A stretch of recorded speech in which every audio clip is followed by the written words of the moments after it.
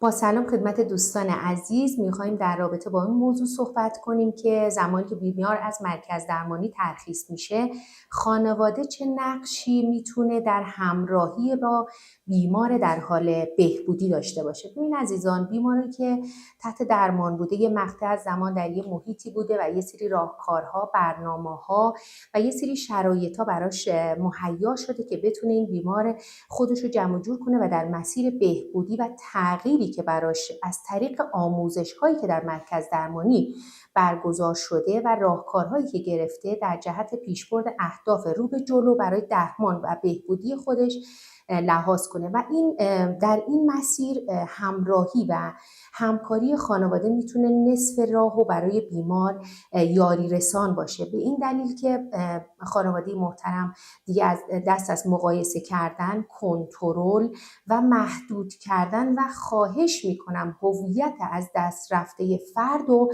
سعی کنیم از طریق اعتماد کردن به بیمار اونو به دست بیاریم. اشکال نداره ما میگیم تا حالا خانواده خیلی اذیت شده، بی‌اعتمادی دیده، یه سری چالش ها بوده، ما میگیم اشکال نداره این چالش ها و این برنامه هایی که برای بیمار در حال بهبودی به وجود اومده یه سری در واقع یه سری مسائل، مشکلات ها، قول و قرارهایی که شاید از طرف خانواده به بیمار داده شده، اینا تو این مسیری که اومده در مسیرهای گذشته برای فرد مهیا نشده. پس ما بیایم راهکارهای درست برای این بیماری که از مرکز درمانی ترخیص شده و الان میخوایم تو چرخه درمانی که از طریق آموزش‌هایی که مرکز به اون داده ما اینو ادامه بدیم. این که ما میگیم کنترل نشه، خانواده زمانی که بیمار در مرکز درمانی بستری حتما با اون مرکز در ارتباط باشه، با مشاورش بیرون از مرکز همچنان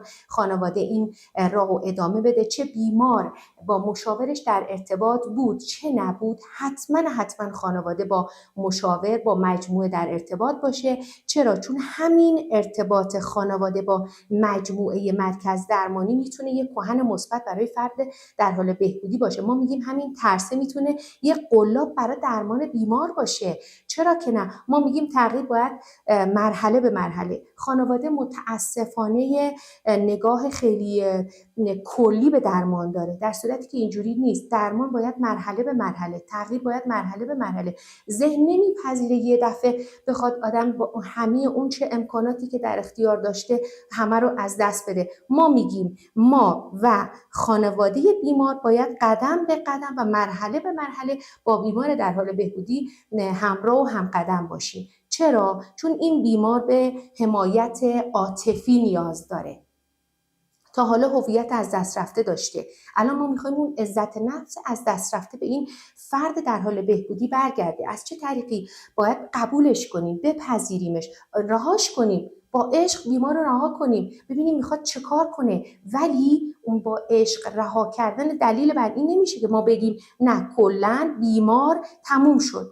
از طریق اون مسیری که مشاور اون بیمار در مرکز درمانی براش هموار میکنه و مشارکت و همکاری و همدلی و همراهی خانواده، این مسیر رو با هم در پیش بگیریم تا بتونیم یک کمک مؤثر برای بیمار در حال بهبودی باشیم. مرسی از شماها.